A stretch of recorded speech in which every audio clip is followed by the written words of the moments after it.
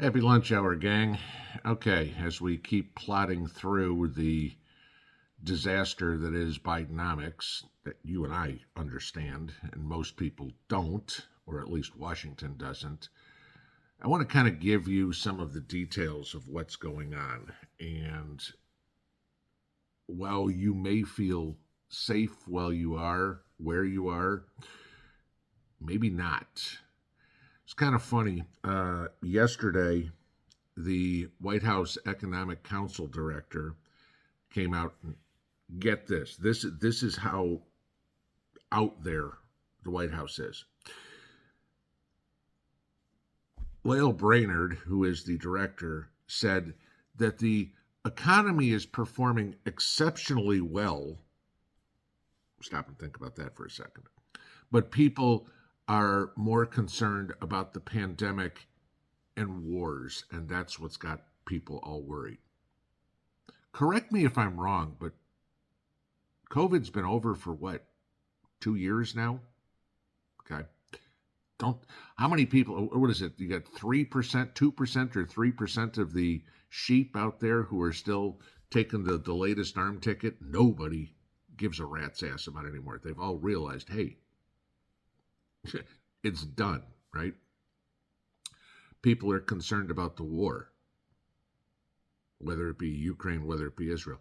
No, people aren't concerned about the war. People are concerned about all the money we are pissing away into them, and we're stuck holding the bag. We're closing down stores. We're closing down roads. We're closing down everything because we can't afford to do anything for the United States because we've got to send all the money to a bunch of people that hate us anyway, right? You know, tell me the last time the Ukrainians have ever supported the American people. They've supported Hunter Biden, no question. You know, Joe's got his 10%, but tell me the last time you've ever got anything from Ukraine. Tell me the last time that the United States ever got anything from the Palestinians or Hamas or Israel, okay? We give a lot. We get squat. Okay? You're not safe wherever you go. If you saw yesterday in one of these peaceful protests, a elderly Jewish man was killed by a pro-Palestinian protester in California. Okay? No, not on the West Bank, not in the Gaza Strip, not in Jerusalem or Tel Aviv, in California. Okay, let's say, oh, it was an accident. He got hit in the head with a bullhorn. When's the last time you threw a bullhorn in your life? Ever? Okay, most people probably have never even held one, let alone start throwing it at people, especially an old man. Okay. So what's going on? We have no money here.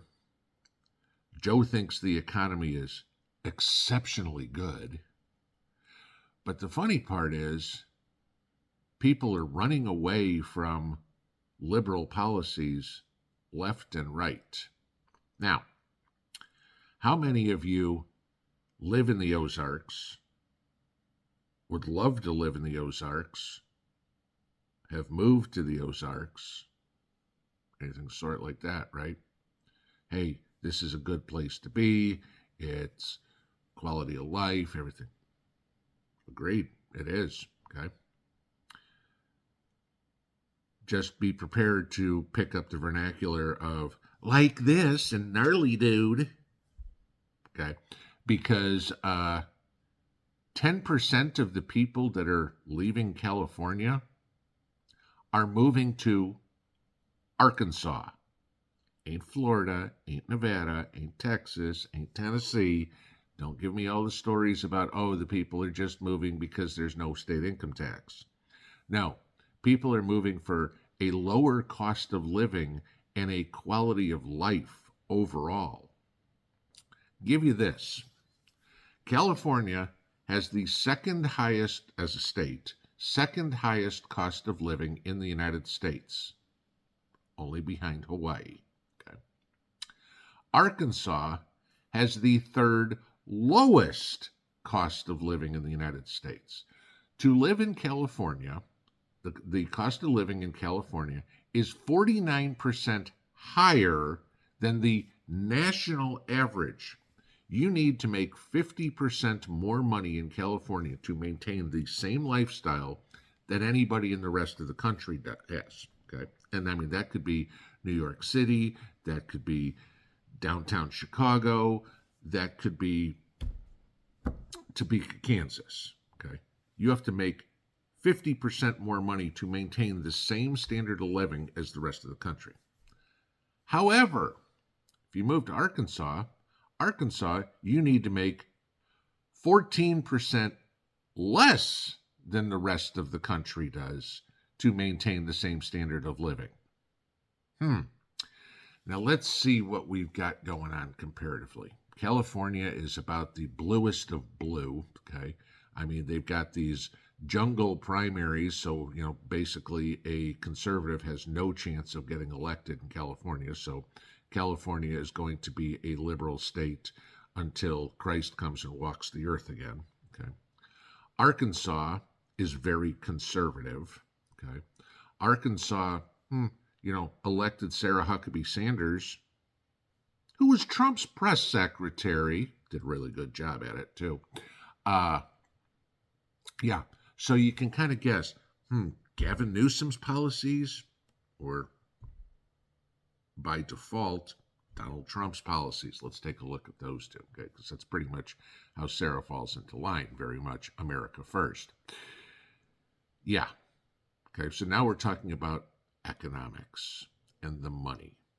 And people are selling their, and we see this here in Tennessee a lot lately, okay? At least around where I am. People are selling their houses in California, taking the cash and buying something bigger, nicer, more land, whatever, in affordable states. Now, the funny question I have is who's buying the houses in California? And the only thing I can think of is it's the oligarch class, the elite class, that is buying the property with their intention of they'll turn it into rental properties for all the illegals coming across the border, right? Okay. Remember the old joke back in the 80s? Last one out of Michigan, turn out the lights. Probably not going to be too long until you hear that in California, okay?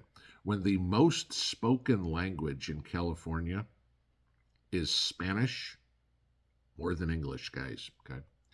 When the highest population in California by race is Hispanic, okay? Eventually what's going to happen is there aren't going to be any of the big businesses that employ all these people. We're going to have the wineries, or we're going to have the IT companies. Yeah, tell me how that's working out for all these elitist areas. Hell, Jeff Bezos just said he's leaving Washington, right? Okay. You're having companies, IT companies, leave blue states all over the place. The problem is where they're moving to. Now, it's funny around here. Obviously, you guys know I'm not a Tennessee native, okay? I did not move here and go, I want you all to change your way of life to live the way, to agree with my way of life. No, I moved here because I wanted to embrace the way of life that the people here have, and I wanted to live in that. I wanted to be part of them. I wasn't trying to make them part of me. Okay. So how many of these Californians, 10% of the people leaving California going to Arkansas, are going to Arkansas to try to change the culture? Good luck. Okay. First off, it's not going to be a bunch of bubbleheaded blonde beach bimbos running around Arkansas going, look at me, Chad. Look at me, Buffy. That ain't Arkansas. Sorry, not happening. Okay. But so then you talk about economically. And what are these people hopefully going to do? Hopefully stimulate the economy with the money they have and not try to change the culture. But be careful, because how much money do they really have? Now, you guys know this when we get into talking about the economics. Mortgage rates are out of this world. Housing prices are out of this world. Okay, the cost of everything is going up. People can't afford to buy food. I mean, I told you the story about my daughter just the other day. Okay, a lot of you guys had made similar comments about your kids or your grandkids or whatever. But then you look at the other thing. Credit card balance, where, the personal credit cards, the unsecured debt we have in this country is at an all-time high. Car repossessions are at an all-time high. You can bet your bottom dollar that not too long from now, we are going to see foreclosures and bankruptcies starting to hit an all-time high. Remember 2008, guys. Okay, remember that crap that we went through. The housing crash, the bankruptcies, the repos, the credit card default, et cetera, et cetera, et cetera. That's a drop in the bucket compared to what's going on. I mean, we've nearly doubled the national debt since then. Okay. Interest rates are higher now than they were then. Okay. And of course, everything else is a lot more expensive. Inflation is significantly more. Many times you guys have heard me say, watch what's going on in Europe and wait for it to come here. I'm going to give you a good one. Mrs. P told me this. And everybody say, oh, you're going to compare Russia to the United States. Yeah, okay, I'm going to. Why? Because the Russian economy is in shambles, and ours is doing so good, right? Okay, so let's take a look at that. Let's see how this fits.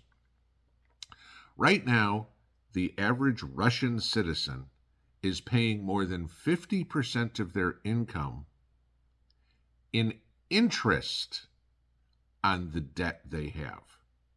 And I want to give you this. There aren't the mortgages in Russia like there are here.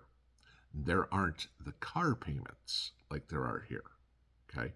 Again, a lot of people own their apartments or own their houses and have for 30 years since the Soviet Union fell and when they were gifted to them. Now, granted, for 30 years, there have been people that have bought apartments, bought houses, bought whatever, cars, and financed them. But people are paying more than 50% of their take-home pay to cover the debt service on the money they owe. Okay? 21% of the Russian population is at least 1 month behind in one of their debt payments.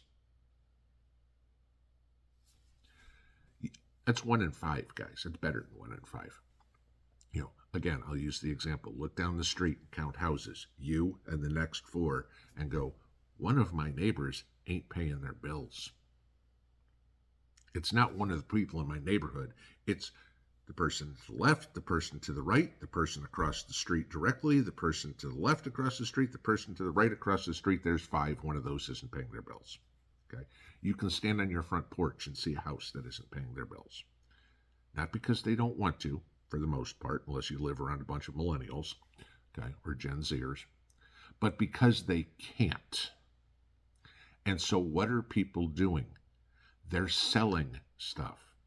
I can drive into Knoxville any day of the week and see garage sales and see yard sales.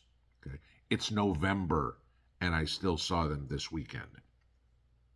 Not exactly normal garage sale time. What are people trying to do? They're trying to raise cash any way they can to save their car, to save their house, or, I don't know, put dinner on the table. No, Joe, the economy isn't exceptionally good. The economy is exponentially crap. And this is what we've got going on. What are we going to do in the United States when 50% of your take-home pay is paying off your interest on your debt? What are we going to do in the United States when 1 in 5 people is behind in their debt payments? What's going to happen to the foreclosure market, the repo market, the bankruptcy market? What's going to happen then? Those who are sitting on the sidelines, who don't have any debt, and who have saved money and have cash, are going to have their pick of the house, the land, the vehicle that they want, because banks are going to try to unload it at anything they can get. But what's going to happen at the same time? This is how you see banks collapse. And when that all happens, when we're paying half our income to cover our debt service, when 1 in 5 becomes 1 in 4, becomes 1 in 3, becomes 1 in 2, not paying bills, that's when the banks go out of business. And that's when the economy crashes.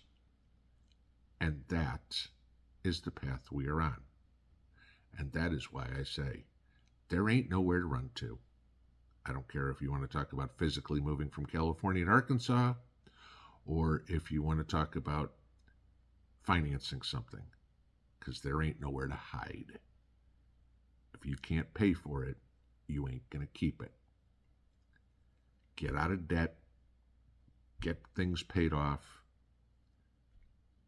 get ready. This is going to be hell on earth.